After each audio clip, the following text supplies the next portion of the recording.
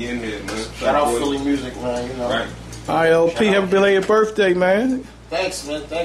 Bless, man. See another day. See another B.i.g. I heard that. Yo, what happened to you? I know last time we talked, you had that nice LP out, and then I ain't hear from you no more. What's going on with you? Family.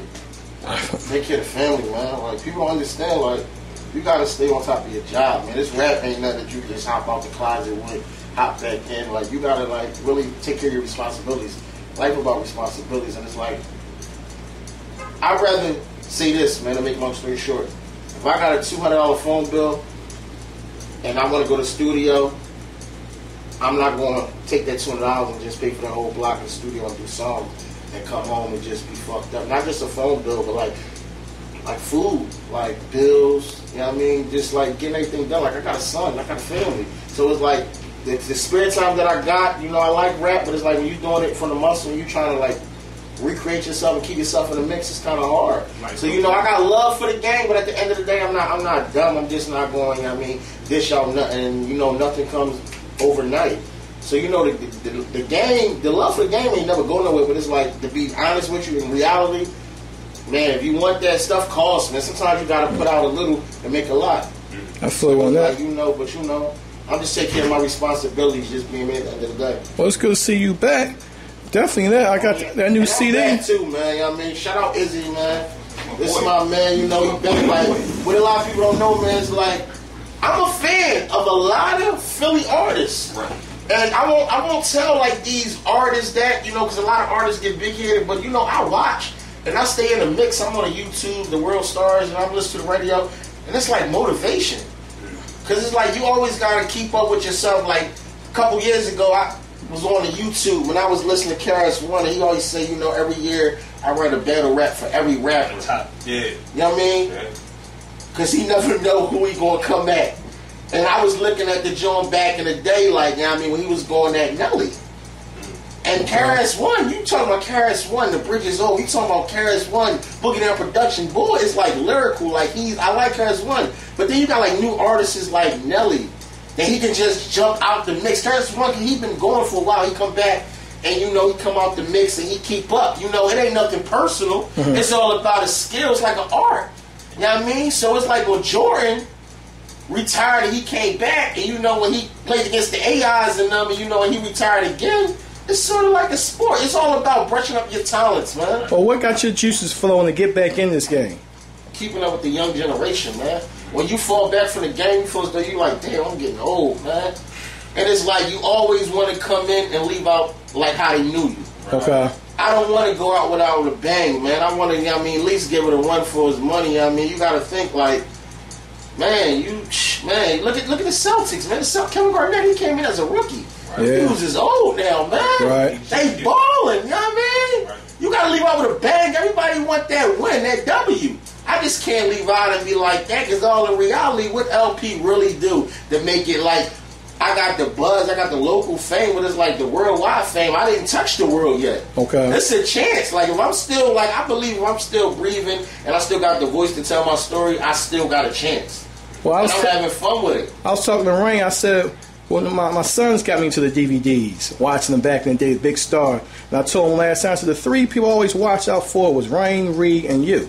I said, the reason why I say that, because Rain was known for the lyrics, Reed was animated, but you being a big boy, you show that you can be that fly dude. You can spit that game. You know how to entertain. So I always look at the DVDs, I always look for them three people. Now, when you stop rapping, it's like that Biggie type of stuff, that fly boy, that stuff is gone. Yeah. The boys now is trying to catch up with y'all, being like y'all, but not giving y'all that respect. So that's why I see now guys want to be they want to be gangsters the way they never was. Right. You know, Shoyano been doing it. Right. Now we got I'm not gonna say no names, but you know, guys really still in y'all style.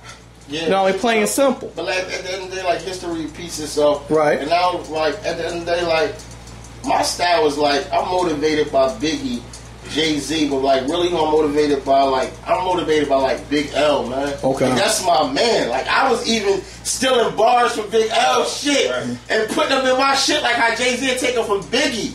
Right. But it's like Big L. You know how I do that though? Because it's like I feel as though that boy, and he's a Gemini. Okay. I feel as though like Big L ain't get that respect.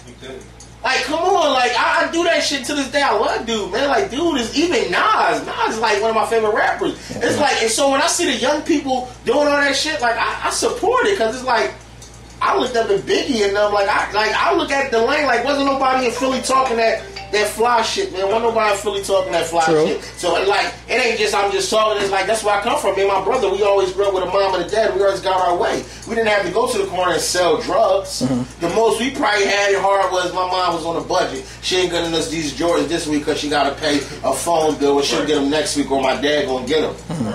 I was out there with the drug dealers because I choose to be. Running wild as I choose to be, and getting the taste of the life and realizing, like, this ain't the life that I want, man. Now, this is the life I involve myself with, because these are my friends at the end of the day and my family. So, you know, I seen it and I rapped about it, but it's all about painting the picture that stick with it, because this is where I'm from. Are you sure that you had choices? I mean, yeah, it's the choice, because, like, I mean, my mom and them ain't want me to sell drugs, so they bought me the clothes like the drug dealers. Right. Now, you speaking of clothes, what's that on your shirt? My brother clothing line. Shout out my brother Lou Money. Okay. B2R Lou. You know what I mean? Fat Boy, yeah, the Fat Boy. This whole concept came through. Now, this is funny. This nigga tells me he gonna make me a shirt. Yeah, the Fat Boy, just to do stuff, you know what I mean, while I perform. Okay. Me not knowing that, you know what I mean, it was gonna be so fucking big. And this nigga, he wasn't even the type of nigga that liked the fame. Okay. Back in the day, like, we was nominated for Philly Hip Hop Awards for the Fat Boy clothing line, FBC, and we was like doing it. We did so much, and it's like, reason why we stopped is like, he would always tell me, like, damn, you know, you ain't doing nothing with your time after rapping. Get out on the corner, get a vending machine. You know, I get the license to sell the clothes, and you go out there and sell shirts. Me being big headed, not wanting to do that shit, because I always look at niggas like on stands, be like, I can't do this shit. What if somebody ride by and say that's like that's LP out there? You know what I mean? But you know what fucked me up and made me mad, and I let myself down, I let my brother down? When I went to see the Fly Boys, they came to my cookout. And I'm going to put it out there. They came to our cookout. Shout out Show, shout out Face. I love y'all. Y'all came to our cookout. Y'all seen that FBC. That stands for Fat Boy Clothing Line. You know what I mean? So, next thing you know, they got Fly Boys clothing line, FBC. And they on Venango, Germantown and Venango, they got a stand. And they killing them. Right? And we're buying shirts off them, and they're giving us shirts, and I'm like, these motherfuckers is smart. Right. Shout out Show Tizzy and Face, because the same shit my brother told me about, I could have been doing that shit. Here though, these niggas was rapping too.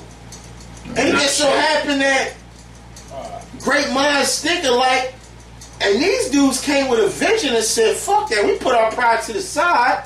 You know what I mean? And you know what I mean? They killed them. They killed it. And you know what hurt me the most, man? I seen them dudes make major fucking money, and my fat ass could have got out the motherfucking bed, stood at the top of my motherfucking block. They killed them. The same time where I'm hollering at the little bitches that ride by, walk by, trying to get a quick few dollars in my pocket. So now this time around, when I seen a year the Fat Boy, I'm like, damn, he made me a shirt just to wear this. This we ain't have to been buying no polo shirt look like everybody else, and it just stuck with me. Like, next thing you know, the next day, that shit popping. He popping. I'm like, god damn, this dude, you know what I mean? And then, like, you know what I mean, before that I came on my b.i.g Couture line. But it's like, with my line, I just had to find like a special trademark, and that's what I'm doing now. Okay. Like, not trying to do too much, and I tried to come out with the shit. How I knew it was real quick to hear the Fat Boy, like not too long ago, I came out with the b.i.g Couture line, and it's like, my buyers that was buying my shit before, they looked at the Fat Boy joint like, nah, we want the Fat Boy shit. Okay. And I'm like, yo, fuck out of here, y'all fucking hating, man. Fuck out of here, you know what I mean? But it's like, I can't get mad at them, because it's like, it wasn't no regular trademark. Like how, yeah, the Fat Boy, it never changed. Yeah, the Fat Boy, and it's like, you know what I mean? The day before that shit, like I got big head and my brother riding around getting this shit from my clothing line. And I tell this nigga, man, fuck you, nigga. You mad at me? My clothing line gonna pop, fuck Fat Boy. Nigga just went hard, man. You know what I mean? So shout out my brother, man. That's it's most like, stuff. and I say this, like, you know what I mean? We go through shit, but it's like at the end of the day, like, I admit when I'm wrong, man. It's like, you know what I mean? That's what man do. Motherfucking thing. So, you know what I mean? I'm wearing this shit, man. Like, I'm learning. Shout out my bro, man. But question though, y'all two being veterans in this game, Right. OGs in this game, I want you to do something different. I want y'all to, I put it this way, Rain LP, what is it about y'all two that you respect, and what you think was what is the thing that you like about this rapper? Who you feel like he's that dude? You know what I mean? Now, not being a rapper outside as just a fan. You know. Well, let me speak first. Like, I fuck with him because he remind me of Big L. Okay. And I don't care. No, I ain't never seen a nigga come close to like remind me of Big L. And I fuck with Big L. I'm talking about lyric. Like, I don't. When I listen to rap, and I listen to lyrics. Mm-hmm. Like, I've been a fan of Rain. Mm-hmm. Like, I listen to lyrics. Like, he like real rap. Even when I first seen him on that MTV joint, I ain't talking about I'm talking when Blind Fairy was rapping on the joint, and they gave this man a check, and he won the shit. And this one 3D Fashion was out. I seen him on 52nd Street. Right. You know what I mean? When he was representing Bartram Village, he's like, damn, you know, I'm out here alone. My people's at pass. Right. I remember this shit. I got a fucking vivid memory. And he like, yo, he doing that shit.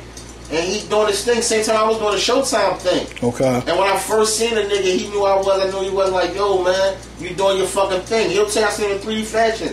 You know what I mean? On 52nd Street, a local clothing store. And it's like, I respect him because he always stay in the mix and he got his own style. Don't nobody sound like him. Mm-hmm. Don't nobody got his style. And then at the end of the day, he know how to separate business from fucking personal shit. He don't mix all the personal shit, all that. He ain't no fake dude like, oh damn, you know what I mean, this is my nigga and all that. He real, like, you know what I mean, he real biased about who he fuck with. Right. And if he fuck with you, he fucks with you. Right. And then like his music, like, come on, you can't deny the nigga music, he hot. Mm-hmm.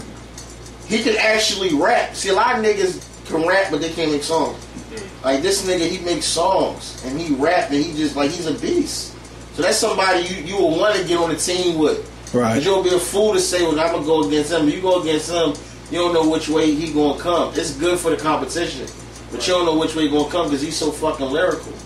You know what I mean? I like that shit. You don't got too many people. When I look at him, I don't look at him as no Philly rapper. I look at him as a point, like an artist. Okay. Like me personally, I said this the other day, and I'm watching fucking MTV2. I'm looking at motherfucking Slaughterhouse video, Joel Ortiz. Dumb niggas is fucking hot. Yeah. He need to be selling with dumb motherfuckers. I'm looking at them Royce Finado niggas, back to back Joe Budden them niggas on that new joint, that MC Hammer joint. Yo, I can hear them on that shit fucking with them. Right. All it takes is getting the fuck out of Philly and going to meet them bulls and rap. I promise you'll get a fucking deal with them. Well, you just point some out. Like, why not y'all two do something on that beat? Yo, listen. I like Slaughterhouse. I fuck with that. I see that shit. I say, yo, this nigga remind me of fucking Rain, man. And Buttons, that's my favorite. He want the fuck, and I like Joe Budden. I like all of them. I ain't gonna hold you, because I really wasn't a fan of Royce Finado. I'm like, yo, man, them dudes is really fucking it up. Super nice, man. Them niggas nice. I mean, for me, I keep it real. Like he said, I always knew what LP was. Matter of fact, I knew what LP was since the infamous sucker punch on the rap beat. Yeah, I remember that one. Yeah, like you don't gotta like it, you don't gotta respect it. I got everybody in the world man. Know who he was based off that, and I keep it funky. I was downtown one day selling my CD, man. I never forget. Most people be got too much pride to sell their own music. I was downtown here to tell you by myself, no squad, in the middle of everybody selling my joints. LP walk up. And you can see it on his face. He was kind of surprised. He's like, damn, you out here with your CD? Yeah. But what I respect about him is from that day to this day, he ain't never changed. He always give me support. And it's like he gave me extra support after he seen me doing my thing by myself. So outside of him being nice, outside of him being one of the first people in this city on major TV, outside of that nigga came up and supported me at a time when I wasn't even doing that good. At a time when I wasn't buzzing. Matter of fact, he was going shopping. He was super fresh. He was spending money, but he stopped. He didn't have to stop. He stopped and was like, yo, listen, I see you. Keep doing what you're doing. Fast forward to now. We both back. We both popping. So I don't need a whole bunch of accolades other than just to say you're a real dude. Lyrical. It ain't just like I want to say. It ain't just rap with us. Like right. It's like yo man. Like sometimes you see people that's like from the same like he said like when he's downtown selling CDs. I ain't gonna lie. I seen him. I'm like yo dog. You done selling your CDs. Then I ain't gonna lie, it was a time I'm like, man, fuck that, man, I gotta get off my ass. I can't keep, how many times I'm gonna wait for my brother to take me to go hit up Dan's store or 52nd and Mark when these dudes want to leave your shit up there and sell a consignment. Right. And I can do this shit on after I seen him do it, me and my man Bucky, we went downtown, 15th Street, we right there, man. Like I had 200 CDs, man. We sat there down 15th Street, man. Like I ain't even gonna lie, we sat there, whether I sold them for $1 a piece, $2, we came back, we both was paid. selling CDs. I'm like, damn, you know what I mean? That's the whole thing. It's like when you out in New York, you got dudes that run up to your car, and you got these people giving them $10 for CDs. Right. But in Philly, we telling each other, yo, leave your CDs in my store for free. But what it is, it's a thing I call pride, because it happened to me too. It's like, even when I was out on 15th Street, you know what I mean, selling the CDs, that shit made me feel good, man. Because I see a little bad little chick, and she like, oh, what's going on? And I tell her, like, I need you for my video, like, here, take the CD.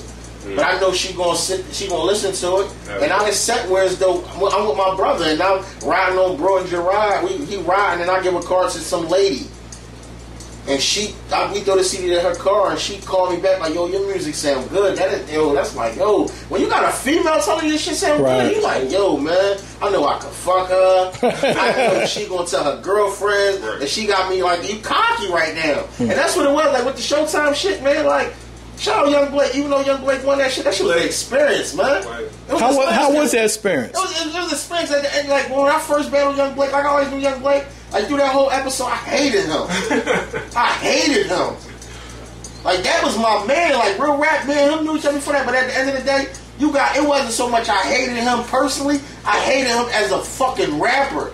That little motherfucker was hot. Super nice. He was hot. And what it wasn't so much about he was hot, it was his vocab. Right. Okay. That he was so much on his game. And me, I was so fucking blinded by this little fame, fucking bitches, not in the studio, hanging with niggas. All of a sudden, I'm with Showtime. I got 20 new niggas I ain't never seen in my life. But I'm telling them, come with me, because I know he got a car. Right. If I want to buy the Moet, he's going to buy me the Moet. Right. If I, you know what I mean, it's yes men around you. Right. That's what 50 had to eliminate, yes men. So when the actual battle came, I'm sitting there like, damn, what the fuck, this little nigga.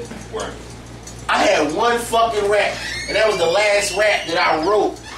Y'all, I mean, when I said B is for Blake, y'all, I mean, that joint. But at the end of the day, I look at that shit, I walked away. You know, I was upset, but at the end of the day, it got to the world, man, and know me and just opened up different ventures for me, man.